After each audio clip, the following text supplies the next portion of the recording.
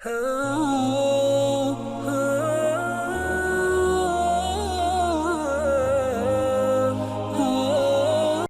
it's Shilpa Bhouraskar here today, and I want to actually address a question that I had on one of my blogs. And the question was on a blog where I explained the stages concept. And this is not a question which I have had just on that blog. I've had quite a few emails over the years where I've seen practitioners actually get very, very confused about the danger of suppression if we were to prescribe at stage one. And I think it's a very valid point. And I'll read you one of the blog comments here. And what this lady says is, I wonder if there is a danger of suppression if we were to prescribe based on stage one or two symptoms. For example, if somebody has migraines whose modalities conform to sanguinaria, but the constitutional remedy from stage three intake is arsenicum. So if we were to prescribe sanguinaria instead of arsenicum, will the migraines disappear only for something more serious to show up later? I think that's a very good question. And, if you step back, I've seen a lot of people get confused and at times emotional about this. They really get tied up about stage one tools. And the reality is that stage one provides us just a bunch of tools. It is definitely not a shortcut to homeopathic case management. And as any other tool in homeopathy, it can be used well or it can be used poorly. It can be used for healing or it can be used for suppression. And the thing is, if we did not have stage one tools, we would not have had answers for majority of the one-sided diseases when well-indicated medicines are not an option. We would have had no effective tools for repairing damaged organs, for removing obstacles to cure, when well-indicated remedies simply do not work. We would not have had anything to offer in those end-stage diseases where there is nothing but pure disease picture. And we would not have had effective homeopathy for the masses or quick pain relief when time is critical. We would not have had progress in homeopathy because pretty much the majority of the patients who walk in your clinic today have had at least one over-the-counter homeopathy prescription that got them introduced to homeopathy in the first place. So think about it. It's stage one homeopathy that has driven homeopathy at the grassroots. So in that way, on a bigger scale, stage one tools are a blessing. But as a practitioner, you have to get good at using them. But more importantly, you have to get good at being able to choose stage one tools wisely and intelligently when needed. So if I look back at my own journey, my first introduction to real stage one homeopathy, when I really had to, go in at the deep end, was when I started my rural practice. And I saw those pathological cases. And at that point, I had a mission to help people get that pain relief. I wanted to help them avoid that expensive trip to the doctor that could take them away from their next meal, or have a surgery that could finish off their life savings.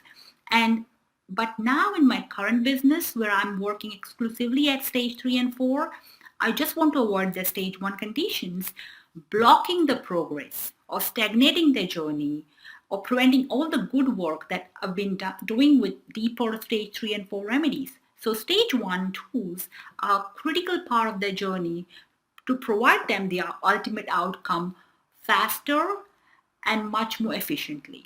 So they are like, it's like fast tracking their progress. So I understand when we start, we are just trying to use a tool, the best one we know, what we have learned at school. And from what I have known, the majority of the successful practitioners have one thing that's very, very common, is that they start off with one tool, but they quickly move on to using tools across the spectrum of homeopathy. That's so much, it's tried and tested, and I've seen it again and again, that they choose a tool to suit their patients.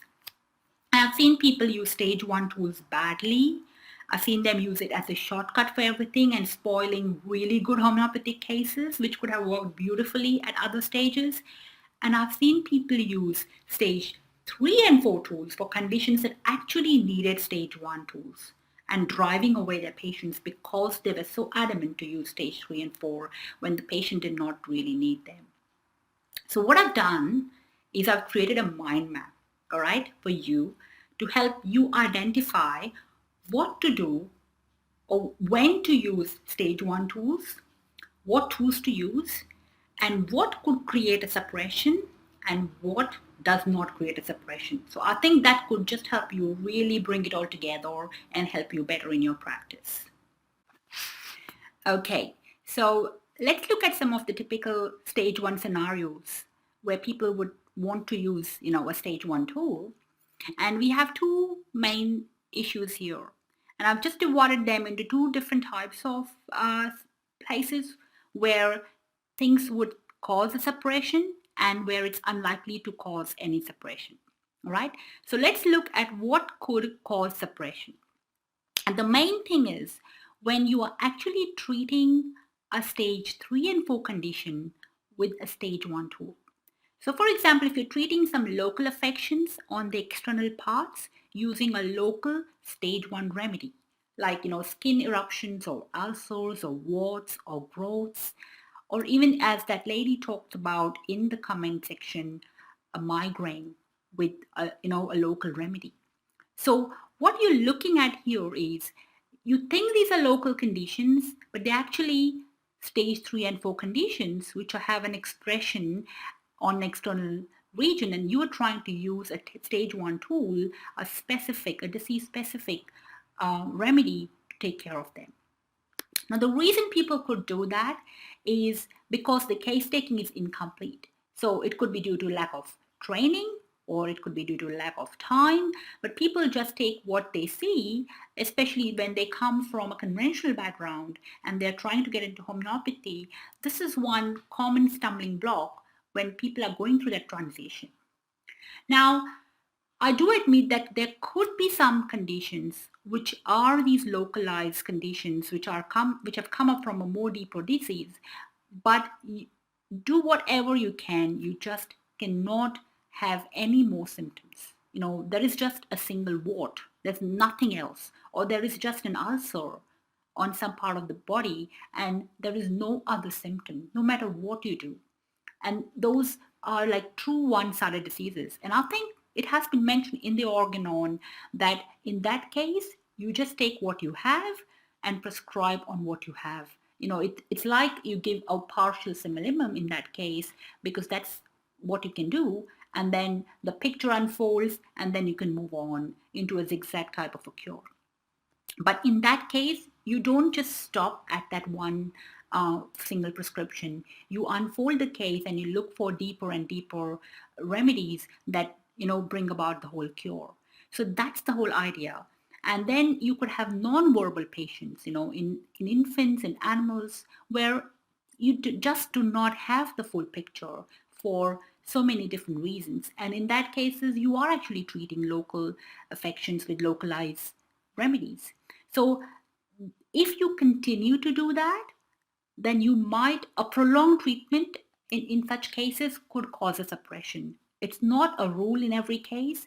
Every person is different and the types of suppression can change depending on the host. But yes, there is a possibility of suppressing a condition if you just treat the localized affection or a local malady without looking at the internal disease. This is a typical scenario, right? But there are conditions which are pure stage 1 conditions where it's unlikely for you to create a suppression. And let's talk about those. The first thing is the acute first aid conditions. So acute first aid conditions, or what I call a pure first aid conditions, are issues where you have a one-off external cause or some sort of a mechanical obstacle which has created the problem. So the problems come from without. It comes from outside the body. Any injury or any fracture or any foreign body that's been stuck in a particular location, dislocations, burns, lots of bleeding after an accident or loss of vital fluids or mental shock because somebody has lost someone right now. It's an acute grief or an acute disappointment. Somebody's gone a surgery. So all these conditions which are from the external cause which has created a problem right now and the person is being affected by that, That's one place where you can think of a stage 1 remedy which is localized just for that particular issue. You can give arnica in that case, or you can give, symphytum, or you can give something like cantharis for burns. So all these conditions, you are looking localized for just those few symptoms that you get because it's an external condition. Now you have to be wary here that if there is a tendency to have fractures, or if there is a tendency to have dislocations, or if there is a tendency to have grief, then it is not just an external condition. There is something internal playing a role as well. And in that case, you might want to also work at a deeper level. So that's just one criteria here. Let's look at the other stage 1 conditions, which are pure stage 1. And that is when you have something where it's a product of an end, it's a product of a disease which has got a gross pathology. It's like an end product, right? So say, for example, somebody has organ damage and pathology because the disease has reached a stage where the organ is now damaged, say ovarian cysts or uterine fibroids or liver enlargement or some gallstones, renal stones, prolapse of the organs. So in such cases where the disease has progressed to a level where now there is an organ which has been damaged, and that is like a mechanical block to, a stage 3 or 4 remedy working really well. It will work, but it might take a long time to reach the level where it can reverse the pathology. In that case, a stage 1 remedy which can repair the damaged organ at that local level might just boost up the whole treatment process very, very fast. So that's one place where it's really quite judicious to use a stage 1 remedy just to work at an organ level there. And this is something I've used very, very successfully, where you give 2 different remedies at the same time, or you just start off with a stage 1 remedy and then continue to stage 3 and 4 later on. And then there are those conditions where you have the end stage disease, where the vital organs are damaged and it's a terminal disease picture. So where you have, end stage renal or liver or cardiac or lung diseases, or the extreme vitality is low, and the person could be hospitalized or comatose. Now, in such cases, all you have is a diagnosis. There's nothing else. And most of the time, homeopathic potencies might not even work. You might have to actually give them a remedy in really, really crude form, or it could just be a palliation. So the same remedy can work as a palliative. So there's nothing before, there's nothing peculiar. There is no stage 3 and 4 symptoms at all here. So that's where stage 1 is what's indicated. It's all you can do, right? And then comes a whole new syndrome, which is actually majority of the stage 1 conditions that you can see in a normal day-to-day practice, right? And that's what I call a stage 1 layer, or a not never been well seen syndrome, which is a product of suppression itself. All right, so there are 4 different types of suppressions that you can actually have. You can create a stage 1 condition, and that could be a physical suppression where you are suppressing an infection or a discharge, using antiperspirants, or using antidiarrheals, or suppressing an eruption. So basically, when sometimes when you're using antipathic ways, or you can using a homeopathic way like this localized thing, after a long time some people can go into that suppression, and that could be sort of a suppressed layer where you need to actually work at that suppression and help that patient unfold. So this is where you can, which what I call a stage 1 layer, where you have to first reverse this process, get this thing expressed before you can unfold, where you can just need a stage 1 remedy like an antimiasmatic remedy, for example, or an intercurrent or a nosode. Yeah. In these cases, another type of suppression is a mental suppression, where a strong emotion has been suppressed and the person has never been well since that point. So in that case, until that anger or the disappointment or that grief has been expressed with a strong antimiasmatic remedy, that whole layer nothing works. well-indicated remedies do not work in that case. So that's the type of layer that we're looking at. So unless this thing unfolds, you cannot work at a deeper level before that. Another types of suppressions, which is basically most of the stage 1 patients would be a vaccination damage, or because of antibiotics or steroids, or hormonal therapy, or OC pills over a long period of time. In these cases, people who come with infertility with a prolonged history of OC pills do absolutely beautifully on folliculinum, or with vaccine damage, and there are so many vaccine nosodes which work beautifully in these patients. So all these types of cases, you need to actually work at that isopathic, whatever you call, at that sort of stage 1 level to get that suppression picture away before you can work on the deeper patient, because that's a block to cure. And then sometimes you can have a surgical suppression. Organs are removed during surgery, and the person has never been well since that particular surgery. Something is disturbed in their body, and you have to actually, restore the hormone using a sarcode, or using some form of, so nosodes and sarcodes play a huge role in such stage 1 layers, and that is a whole genre of diseases that we are looking at homeopathically, that have such a huge that homeopathy works so well at that level. And these are the types of conditions which you actually look at when you're treating a stage 1 condition. Okay, so hope that gave you a good insight into the scope of stage 1 homeopathy. Now, if you have an aversion to stage 1, or it just creeps you out because you think it would suppress, then you just have to get past that. Because when you have a real stage 1 condition, and it is the only tool that would work for you, there is no way you can have any other further information. And most of the time, the patient's condition is the end product of a suppression. All those not been well since conditions are nothing but suppressions, where you cannot do anything more. You cannot suppress anything more. There's nothing for you to do. You're dealing with damage that's already been done. You are giving them a hope to reverse that by working at that level. And there are times when no potencies can work at that level. You just have to go on pure diagnosis. You have to use those mother tinctures. You have to work with crude dilutions, doses that can stimulate that low susceptibility. And it is the best practice protocol for them. It is the best you can do for them. We're not trying to push them prescriptions, these prescriptions on patients who have a bunch of PQRS sensations. I think stage 1 is about working at a level that they are. It's about reaching at a level that they are. And it's about slowly stimulating them with doses they can react to.